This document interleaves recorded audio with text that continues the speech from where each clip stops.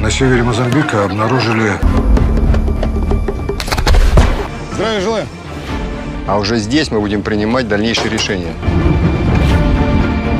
Государство теперь кошмарят и присягнули на верность исламу. Сейчас там обосновались бандформирования. Куешь.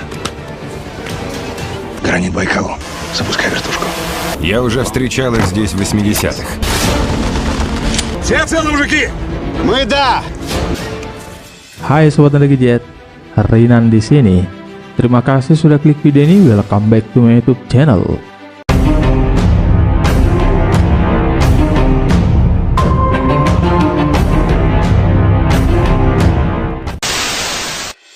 Pada episode kali ini guys, Mimin bakal recap alur cerita film aksi perang asal Rusia. Film ini guys bercerita tentang pemerintah Mozambik meminta bantuan dari Federasi Rusia untuk membantu melatih angkatan bersenjata mereka dalam memerangi militan lokal yang kejam. Namun misi yang awalnya hanya untuk melatih berubah menjadi pertempuran dengan militan lokal. Film ini dirilis tanggal 28 Desember 2021 dan diganjar dengan rating 5,4 dari 10 bintang berdasarkan situs IMDb. So guys, pastikan gadgetnya tidak kelobet dan ini dia alur cerita film Granit. Opening movie guys, kita berkenalan dengan seorang pria tua bernama Raul yang bercerita tentang masa lalunya. Dia mengatakan saat itu di Mozambik pada tanggal 19 Oktober 1986. Dia berada di dalam pesawat bersama orang-orang dari Uni Soviet dan Sudan. Presiden Mozambik Samora Machel mengatakan ini adalah langkah besar menuju kemenangan kita. Ini sebuah kemenangan besar. Kami ingin semua orang kulit putih meninggalkan Afrika dan kami berhasil. Kami menjadi mandiri namun perang saudara terjadi dengan para militan lokal. Hingga akhirnya Samora meminta bantuan kepada Uni Soviet dan Sudan untuk membantu melatih para tentara pemerintah untuk menghadapi para militan. Pada awalnya sebenarnya saya tidak menyukai mereka karena mereka juga berkulit putih. Namun akhirnya saya menyukai mereka karena mereka berbeda. Saya pun diberikan foto kebersamaan saya bersama mereka tentara Uni Soviet. Dan setelah itu mereka pun bersulang untuk kerjasama yang terjalin baik ini. Di saat yang sama di tempat terpisah di Maputo, Mozambik, kita berkenalan dengan kepala perusahaan militer swasta dari Afrika Selatan bernama Lionel Dyke. Dia bersama pasukannya memasang sinyal radio untuk memandu autopilot pesawat. Rupanya mereka memiliki rencana untuk menjatuhkan pesawat itu. Dengan alat sinyal radio itu akan merusak sinyal pesawat dan membawa pesawat keluar jalur dan akan jatuh menabrak daratan. Может, у них что с электричеством? Полосу не вижу. Освещения нет. Почему не по прямой? Так маяк туда показывай. Олег, что за виражи? Тяни на себя! Listen, Bill. Слушай, Билл.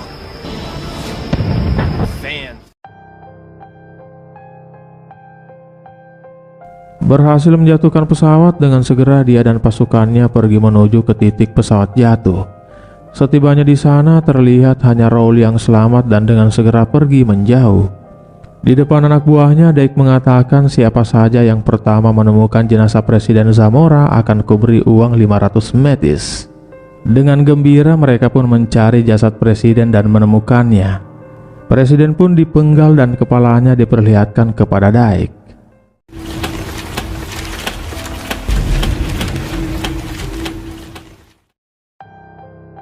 Setelah mengingat masa lalunya sambil memegang foto itu, dia memanggil cucunya yang bernama Jose.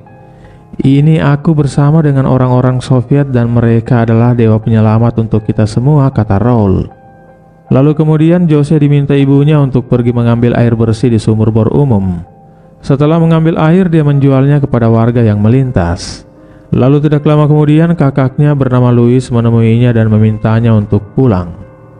Tidak lama kemudian terlihat sekelompok orang berkendara berencana untuk mengungsi. Ada apa? Kalian mau kemana? Tanya Pak Polisi. Kami dari desa sebelah, kami akan pergi karena desa kami diserang oleh para bandit.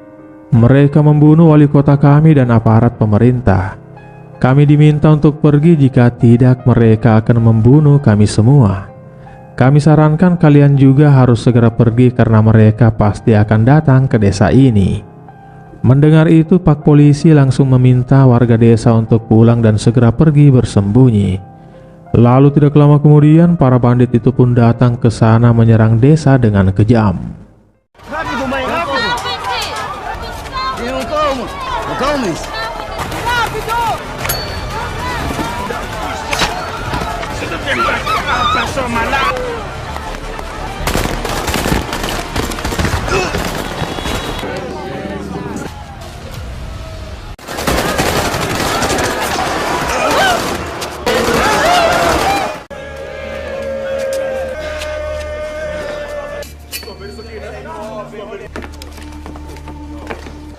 Эй, вы, вставайте. Di malam harinya mereka yang masih hidup termasuk Jose dan Luis ditangkap. Kita berkenalan dengan pimpinan militan bernama Mamudo. Dia meminta mereka untuk ikut bergabung dan jika menolak maka mereka akan bernasib sama dengan penduduk desa. Dengan terpaksa mereka pun bersedia bergabung.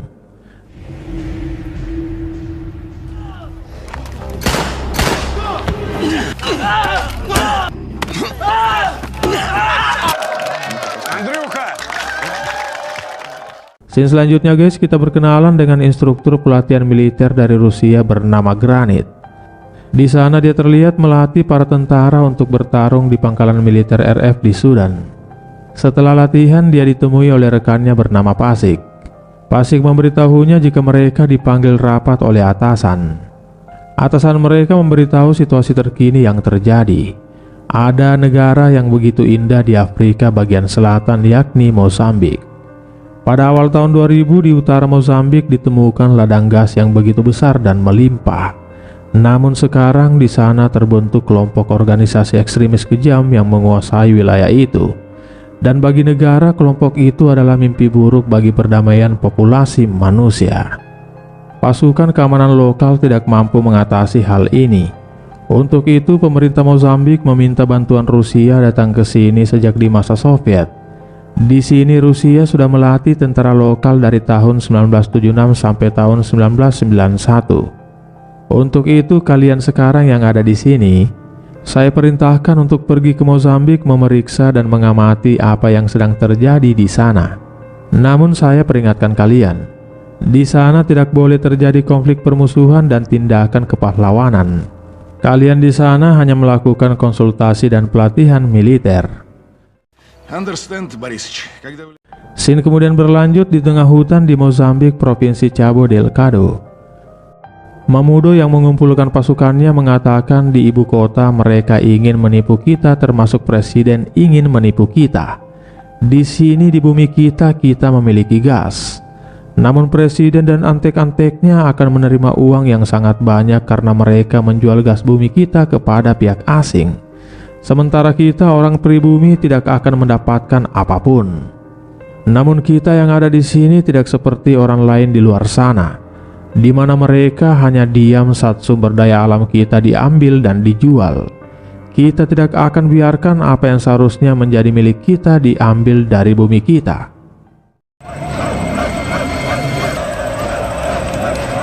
Мы воины! Мы воины!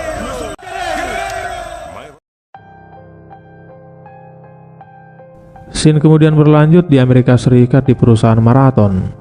Di sana juga dihadiri oleh kepala perusahaan militer swasta dari Afrika Selatan, Leonard Dyke. Dalam rapat mereka mengatakan setelah negosiasi yang panjang kami berhasil mencapai kesepakatan terkait ladang gas dengan pemerintah Mozambik. Oleh karena itu pemerintah Mozambik setuju untuk mengambil keuntungan dari hal tersebut. Produksi gas akan didistribusikan dengan pembagian 40% untuk pemerintah Mozambik dan 60% untuk perusahaan kita. Namun salah satu dari mereka mengatakan pembagian itu tidak menguntungkan warga lokal. Harusnya 20% dari distribusi gas itu diberikan juga kepada warga lokal. Mereka pun berdebat tentang usulan itu karena menurut wanita itu kesepakatan sudah dibuat dan ditandatangani oleh pemerintah Mozambik. Lalu atasan mereka mengatakan siapa bilang kesepakatan itu tidak bisa diubah. Saya sudah mendapatkan tawaran yang lebih menguntungkan untuk perusahaan kita. Dia pun mengenalkan Kolonel Dyke kepada bawahannya dan menyampaikan tawarannya. Daik mengatakan, saya pikir dalam beberapa bulan ke depan pemerintah Mozambik akan menyetujui dan menerima keuntungan hanya 10% saja. Bagaimana mungkin itu terjadi? Ya, dengan mekanisme sederhana, yaitu memaksa presiden menerima 10% atau tidak sama sekali.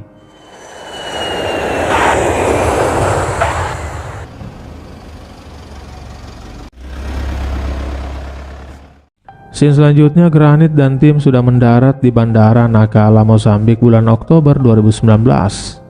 Mereka pun disambut oleh jenderal dari tentara lokal Mozambik. Terima kasih atas kedatangan kalian, kerjasama ini akan memperkuat tentara kami. Scene kemudian berlanjut di Mamudo dan pasukannya. Anak buahnya bertanya apa selanjutnya yang harus kita lakukan. Ayo pergi ke desa selanjutnya, kata Mamudo. Tapi pertama-tama kita harus mendapatkan senjata yang lebih banyak lagi. Di mana kita harus mendapatkannya? Militer pemerintah akan mengirim detasemen ke sini untuk mencari kita. Mari kita sergap dan ambil senjata mereka. Kembali ke Granit, mereka berkendara menuju ke markas militer di kota Mozambik. Dalam perjalanan, Granit diberitahu jika di wilayah ini ada militan lokal yang beroperasi. Mereka membunuh dan mengusir penduduk desa yang tidak sepaham dengan mereka. Membunuh wanita, anak-anak, dan pria, memenggal kepala dan memakan isi perut bagian dari ritual mereka. Mendengar itu, Granit mengatakan, kalau begitu antar kami ke sana untuk melihat semuanya secara langsung. Namun jenderal mengatakan, saya tidak punya wewenang itu, saya hanya memberitahu kalian semua informasi yang diperlukan. Едем в город Муэда.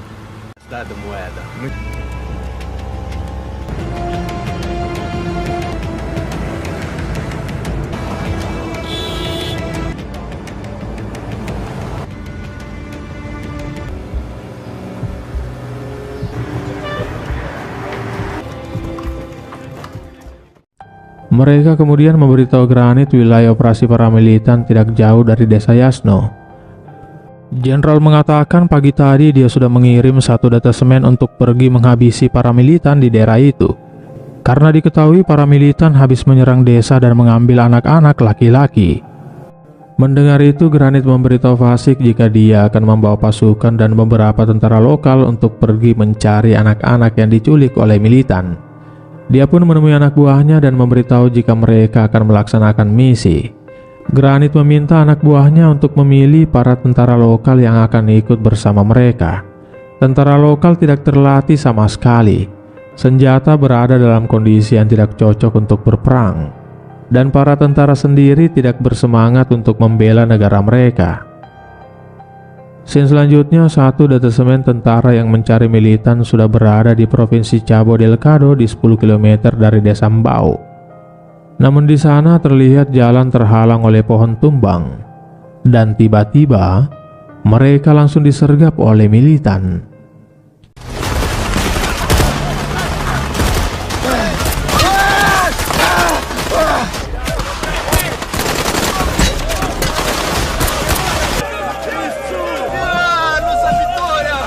Теперь у нас есть оружие и машины.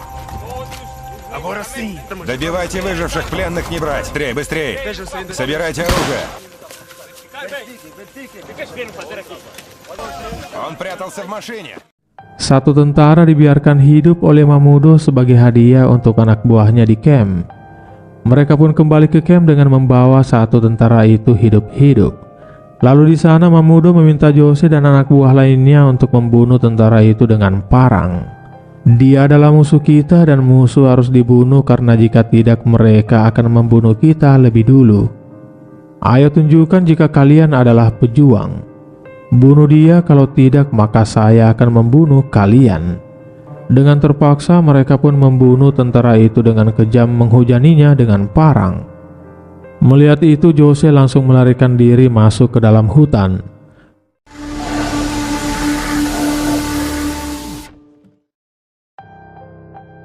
Mendengar laporan satu detasemen diserang, Granit meminta ditunjukkan di daerah mana mereka diserang. Setelah mendapatkan titik lokasi penyerangan, dia dan anak buahnya bergegas bersiap untuk berangkat. Namun dia diberitahu jika para tentara lokal tidak mau ikut, mereka sangat takut.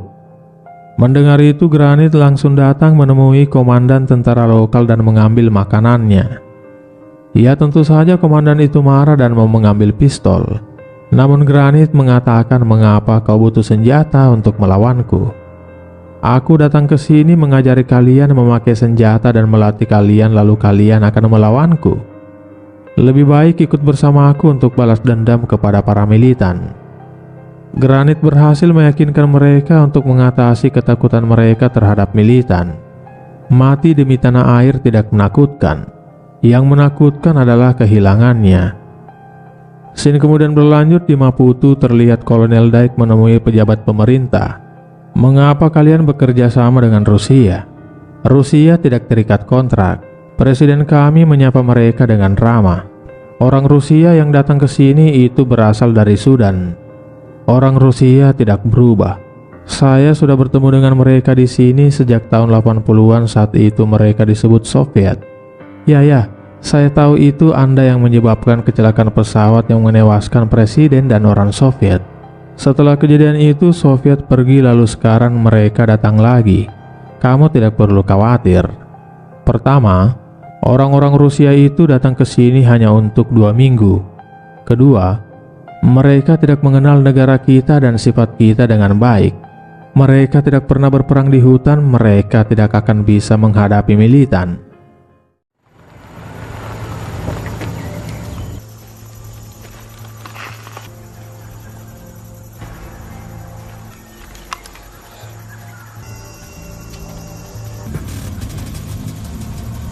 Видал? И, похоже, знали заранее. Ну что, ситуация понятна?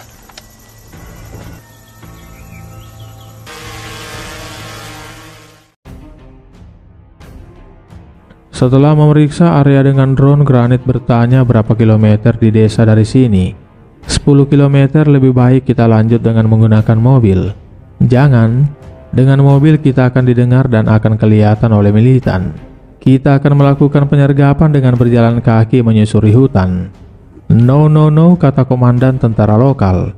Kami tidak akan ikut, kami akan menunggu di sini saja. Mendengar itu, si penerjemah akan ikut bersama Granit dan timnya.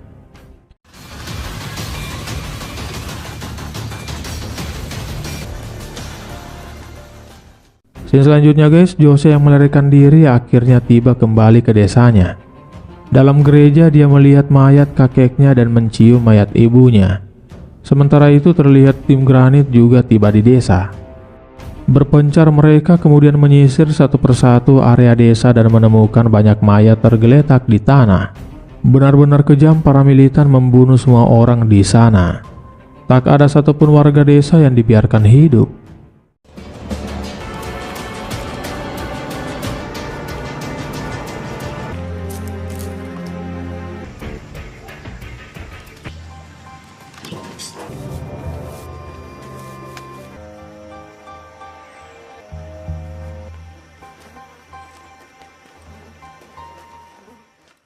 Melihat tentara Rusia tersenyum, Jose menghampiri mereka. Setelah diberi makan, Jose mengatakan, "Aku tahu siapa kalian," sambil melihatkan foto milik kakeknya.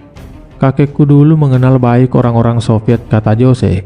"Kakekku setiap hari berdoa kepada Tuhan dan ternyata Soviet datang." Melihat itu, Granit mengatakan, "Ya, ini foto-foto orang Soviet yang pesawatnya mengalami kecelakaan." Jose kemudian ditanya apakah dia tahu tentang para militan. "Ya, mereka membunuh semua keluarga aku dengan brutal. Maukah kau memberitahu kami di mana mereka bersembunyi?" Jose ketakutan sehingga dia tidak memberitahu mereka. Mereka pun semua kembali ke markas dengan membawa Jose bersamanya. Namun dalam perjalanan tiba-tiba Jose meminta berhenti lalu pergi melarikan diri. Granit melarang anak buahnya mengejarnya, "Biarkan saja, nanti kita akan kembali." Kembali ke kota, terlihat Pasik dan tim diikuti oleh kendaraan pick-up di belakang. Mereka pun turun dan menangkap pria itu. "Mengapa kalian menangkapku? Aku hanya warga biasa yang kebetulan lewat." "Ya, kalau begitu kamu gak usah khawatir, kamu gak perlu takut." Pasik kemudian meminta anak buahnya mengambil aki mobil dengan kabel positif negatif. Sepertinya Pasik tidak percaya dengan pria itu. Buka bajumu, aku akan strom kamu jika kamu tidak berkata jujur. Katakan siapa yang meminta kamu mengikuti kami dan mengapa kami menemukan granat bom di mobilmu. Kembali ke Jose, rupanya dia mendatangi kamp militan. Tanpa sepengetahuan militan, dia menemui kakaknya Luis dan rekannya. Dia mengajak mereka untuk segera pergi melarikan diri. Namun sayangnya akhirnya ketahuan dan dia pun kembali ditangkap. Berhasil menginterogasi tahanan, mereka akhirnya mendapatkan informasi titik area keberadaan para militan di hutan. Mereka pun datang ke sana dengan persenjataan lengkap untuk membasmi para militan. Sementara itu, tim Granit memasuki hutan secara gerilya untuk mengawasi kamp militan. Наблюдатель по фронту.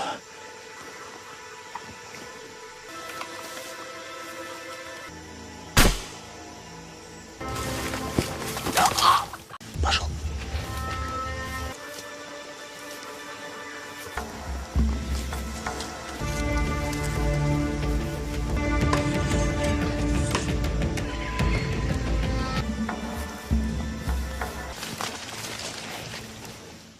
Berhasil menemukan kamp militan, mereka pun kembali kepada pasukan. Dia pun memberikan laporan sudah menemukan kamp militan dan juga Jose ada di sana disekap. Sebenarnya dengan menembakkan mortir kita dengan mudah menghancurkan musuh. Namun di sana ada warga sipil, maka kita tidak boleh menggunakan mortir. Kita akan melakukan serangan dengan berjalan kaki. Mendengar itu, Pasik marah dan mengatakan, ada apa dengan rencanamu itu? Kamu tidak berhutang apa-apa dengan anak itu. Mengapa tidak menghancurkan kamp militan dengan mortir saja? Ini malah kamu memilih untuk masuk ke sana yang membahayakan nyawa tim kita. Namun tim Granit mengatakan secara teori kami bisa mengalahkan mereka tanpa mortir.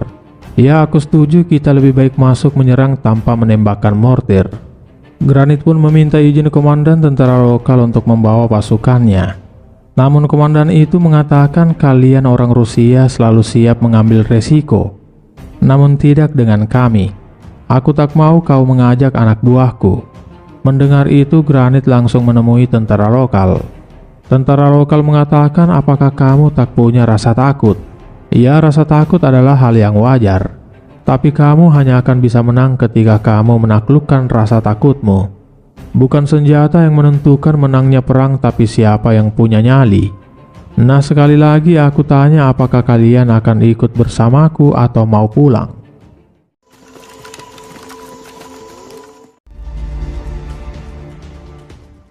Mereka pun masuk ke dalam hutan dan mulai mengatur rencana penyerangan dengan membagi tim.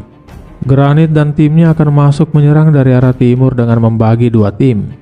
Sementara Pasik dan tim akan standby di barat daya untuk menghalau musuh yang melarikan diri. Tembakan pertama dari saya dan itu adalah sinyal untuk menyerang. Setelah itu mereka pun langsung bergerak mendekati kamp militan. Bersenjata lengkap, terlatih dengan kemampuan taktik perang yang mereka miliki, mereka pun beraksi.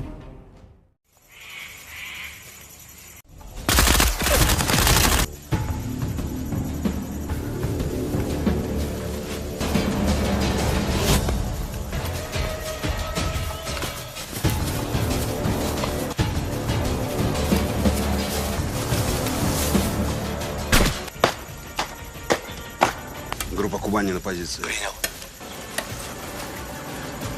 Убег на позицию.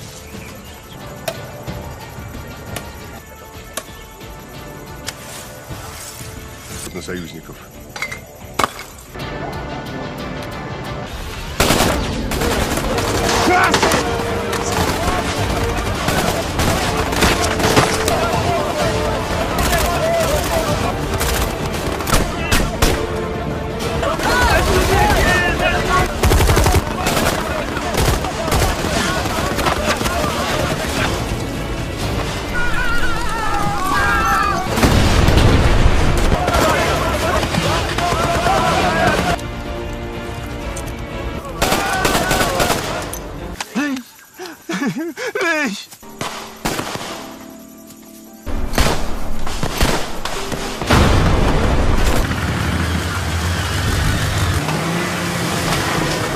На приеме. Там 40 крыл.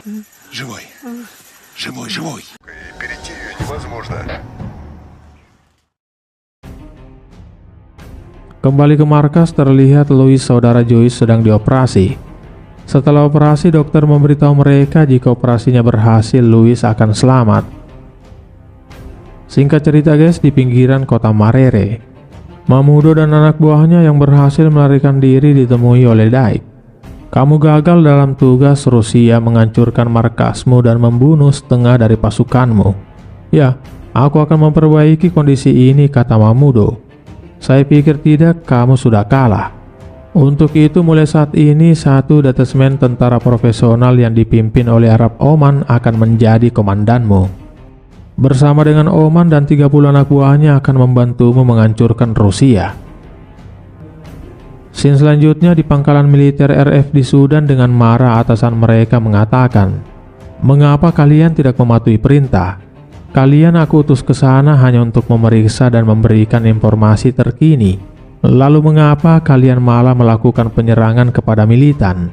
Siapa yang mengusulkan penyerangan itu? Apakah Granit? Ini keputusan bersama," kata Pasik. "Aku tak mau kalian menjadi sok pahlawan di sana. Ya, tapi kami berhasil menghancurkan markas militan dan menghabisi separuh pasukan mereka. Besok aku akan datang ke sana." Kembali ke pasukan musuh, mereka mengatur rencana untuk menjebak pasukan Rusia di desa terdekat, yakni di desa Limalo. Saat Rusia tiba di desa itu, kita akan langsung menyergap. Mendengar itu, Mamudo mengatakan, "Aku akan melakukan hal yang berbeda. Saya dan anak buahku akan menunggu Rusia di persimpangan jalan ini dan akan menyerang mereka." Namun mendengar itu, Omar mengatakan, "Aku tak butuh kamu dan pasukanmu, kalian sudah kalah. Kalian pulang saja dan menunggu hasil dari kami." Mamudo lalu mengatakan, "Lakukan apa yang kau mau dan aku akan melakukan sesuai jalanku sendiri." Scene selanjutnya, atasan sudah berada di sana bersama Granit dan Pasik.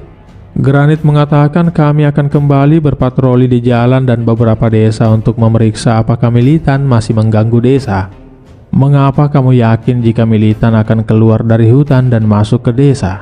"Ya, mereka banyak terluka karena serangan kami. Mereka pasti akan mencari rumah sakit di desa untuk berobat. Mereka akan kembali melakukan serangan di desa yang mereka jangkau." Keesokan harinya guys, mereka pun kembali berpatroli ke rumah sakit dan desa-desa terdekat. Di rumah sakit di kota Marere, mereka menemukan satu militan yang terluka dan menangkapnya. Sementara Granit dan pasukannya melihat kepulan asap desa Limalo, mereka pun mendekati desa itu. Dan benar saja, rupanya di sana Oman dan pasukannya sudah siap menunggu menjebak pasukan Rusia. Mereka sengaja mengusir penduduk desa, sengaja membakar desa untuk memancing pasukan Rusia. Namun Rusia ini bos, bukan kaleng-kaleng. Berhenti dan memantau area sekitar, Pasik mengatakan, "Firasat saya ini jebakan. Mereka pasti sudah menunggu kita masuk ke desa. Ayo, kita pura-pura kembali dan masuk ke desa dengan berjalan kaki." Melihat itu, Oman heran mengapa Rusia berbalik arah. Namun tanpa dia ketahui, rupanya Granit dan tim masuk ke desa melalui arah belakang. Siapa yang dijebak sebenarnya?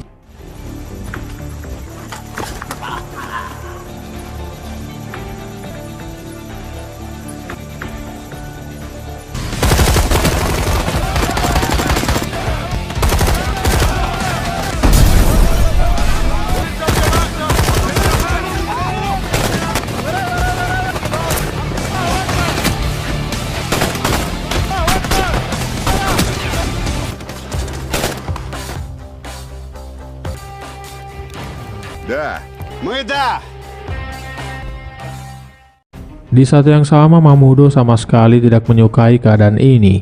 Mamudo memutuskan untuk melakukan penyergapannya sendiri. Mereka akan menyergap Rusia saat keluar dari desa Limalo. Tidak peduli siapa yang menang, Rusia atau Omar. Pada akhirnya itu akan menjadi kemenangan kita, kata Mamudo. Melihat pasukannya kalah, Omar menyamar dengan berganti pakaian lalu keluar rumah. Namun penyamarannya ketahuan, dia pun diberi timah panas.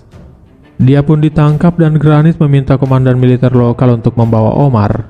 Sementara dia dan timnya akan kembali ke markas. Mereka pun berkendara untuk kembali pulang ke markas lebih dulu, sementara Pasik akan menyusul dari belakang.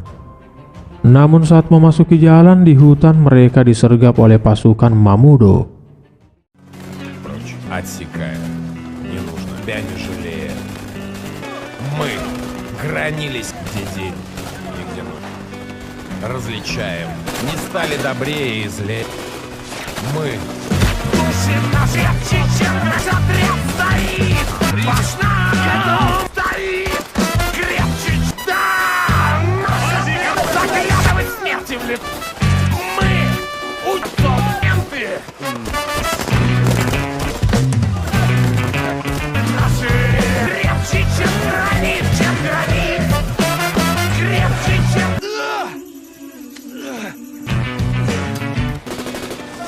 нас не вырвать. Принял. И гранит. Русские забирают раненых.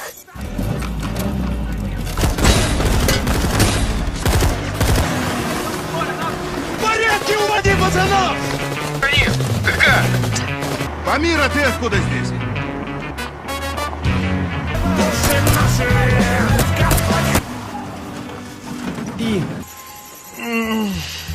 Слышь, с ним что-то не так. Нормально. Твою мать, да тебе, парень, в больничку надо.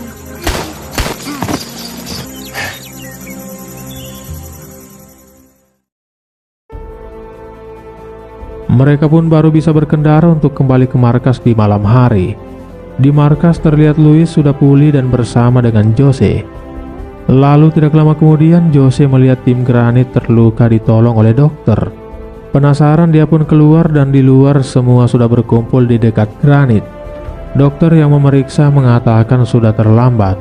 Dia mengeluarkan banyak darah karena luka tembak di arterinya yang menyebabkan dia meningsoi.